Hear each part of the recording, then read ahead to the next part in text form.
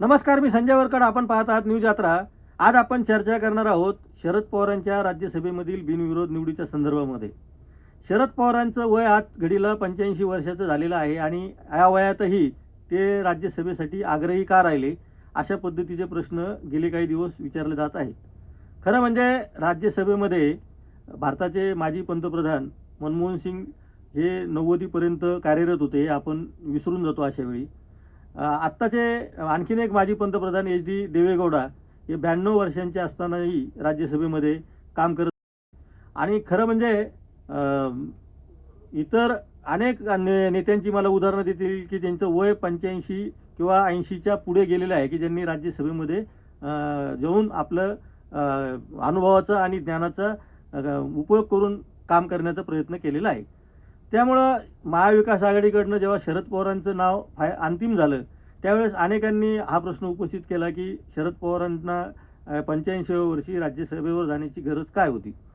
खरं म्हणजे हा प्रश्नच खूप गैरलागू होता. पण ज्यांना राजकीय पातळीवर असं विधान करायचं होतं त्यांचं राजकारण आपण समजू शकतो. परंतु आपण वयाचा विचार न करता जर मागच्या अनेक परंपरा जर आपण बघितल्या राज्यसभेच्या, तर किंवा वयाचा विचार करूनही बघितल्या, तर अनेक वयस्कर आणि वयोवृद्ध असे दिग्गज होते की ज्यांनी राज्यसभेवर जाऊन काम केलेलं होतं.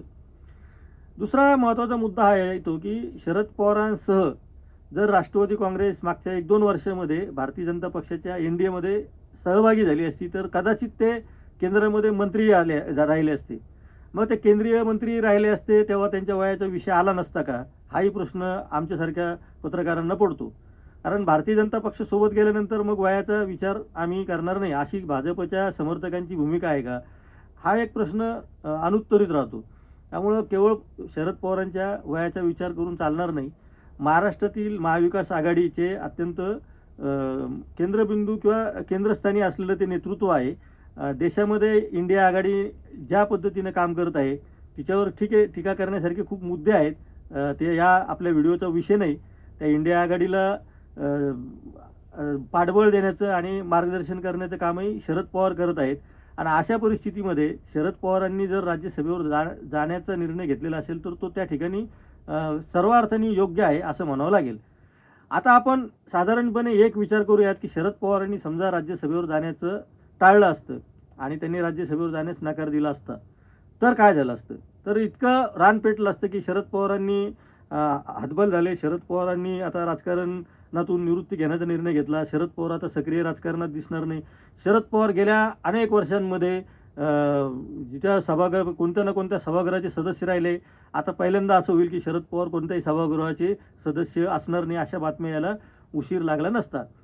14 निवडणुका जिंकणारे शरद पवार जर राज्यसभेमध्ये गेलेच नसते, तर इतकं मोठं रान पेटलं असतं की विरोधी पक्षांमधून शरद पवार हे जवळपास बाद झालेले आहे, अशा पद्धतीचं वातावरण एका बाजूला तयार झालेलं असतं. ज्या परिस्थितीमध्ये शरद पवार राज्यसभेवर गेले, ती जर परिस्थिती बघितली तर ती राजकीय परिस्थिती पण आपल्याला समजून घ्यावी लागेल आणि दुसऱ्या बाजूला तर एक कौटुंबिक परिस्थितीसुद्धा समजून घ्यावी लागेल. अजित पवारांच्या सारखा एक दिग्गज नेता जेव्हा या जगातून निरोप घेतो, शेवटचा निरोप घेऊन आपल्याला निघून गेले, त्यावेळेस शरद पवारांच्यावर काय प्रसंग गुजरला असेल याचा सुद्धा विचार करण्याची गरज आहे.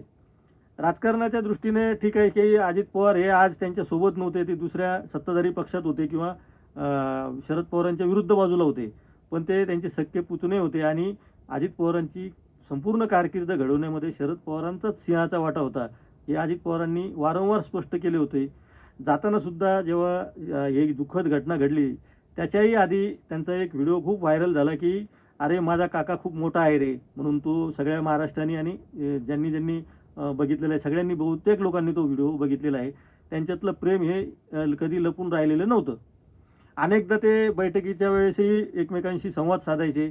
फक्त विलिनीकरण करायचं की नाही करायचं हा एक विषय होता आणि तो सुद्धा अजित पवारांच्या मृत्यूनंतर मागे पडला.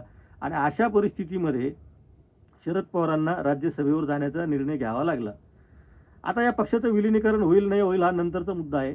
पण महत्त्वाचा मुद्दा हा आहे की शरद पवार एवढ्या अशाही परिस्थितीमध्ये तग धरून आहेत आणि ते रोज सक्रिय आहेत. म्हणजे सगळ्यात महत्त्वाचं काय आहे की वय झालं म्हणून ते घरात बसून आहेत, अशी सुद्धा परिस्थिती नाही. ते 85 वर्षाचे आहेत, कोणी 55 वर्षाचा असेल, एखादा 40 वर्षाचा असेल, परंतु तुमचं दिनक्रम काय आहे, तुम्ही सकाळी उठल्यापासून संध्याकाळपर्यंत किती ठिकाणी उपस्थित राहता आणि कोणत्या पद्धतीचं काम तुम्ही करता हे जास्त महत्त्वाचं आहे. मी आधी जसा उल्लेख केला मनमोहन सिंग आणि एच डी देवेगौडा यांचा, मनमोहन सिंग आता नाही आहेत, परंतु ते 90पर्यंत या सगळ्या राज्यसभेचे सदस्य राहिलेले आहेत. आणि अशा अनेक नेते आहेत की जे 94 वर्षाच्या वयाच्या 94व्या वर्षापर्यंत राज्यसभेमध्ये काम करत राहिलेले आहेत. फक्त ते काम करू शकत होते म्हणून काम करत राहिले.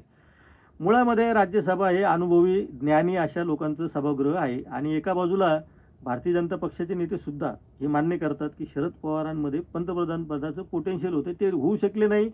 कोणाला आनंद वाटत असेल, कोणाला दुःख वाटत असेल, हा नंतरचा भाग आहे.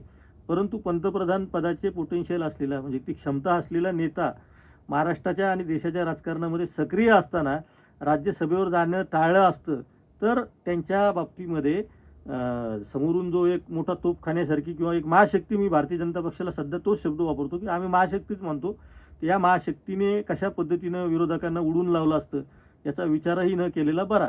त्यामुळं शरद पवार राज्यसभेत आहेत तोपर्यंत विरोधकांची, शरद पवार ही एक ताकद आहे. शरद पवार म्हणजे काही संपूर्ण विरोधी पक्ष नाही आहे, पण शरद पवार म्हणजे विरोधकांमधली एक मोठी ताकद आहे आणि ही ताकद राज्यसभेच्या एका सभागृहामध्ये उपस्थित असणं, तिथं सक्रिय असणं, हे विरोधी पक्षासाठी एक बळ देणारी घटना आहे.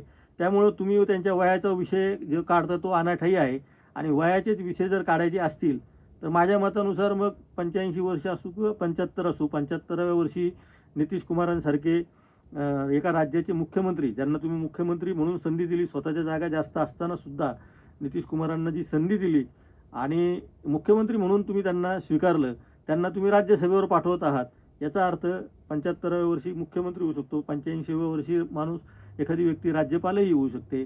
तर असे सक्रिय नितीश कुमारांसारखे, शरद पवारांसारखे लोक वयाने किती जरी त्यांच्या वयाचा विचार न करता त्यांच्या सक्रियतेचा आणि त्यांच्या अनुभवाचा विचार करायला पाहिजे. नाहीतरी तुम्ही 73 वर्षाचे जे बिंडोक भगतसिंह कोश्यारी आहे त्यांना राज्यपाल केलं आहे गोव्याचे आहे, ज्यांनी छत्रपती शिवरायांचा, डॉक्टर बाबासाहेब आंबेडकरांचा, भगतसिंह कोश्यारींना अपमान केला, महात्मा फुलेंचा अपमान केला, ते तुमच्या सगळ्या लोकांना येऊन मार्गदर्शन करायला जर चालतात 73व्या वर्षी, त्यांची सक्रियता किती, ते किती तास काम करू शकतात, काय आहे, असं जर तपास लावला तर ते राज्यपाल म्हणून गोव्यासारख्या राज्याचे त्यांना राज्यपाल पद दिलेलं आहे.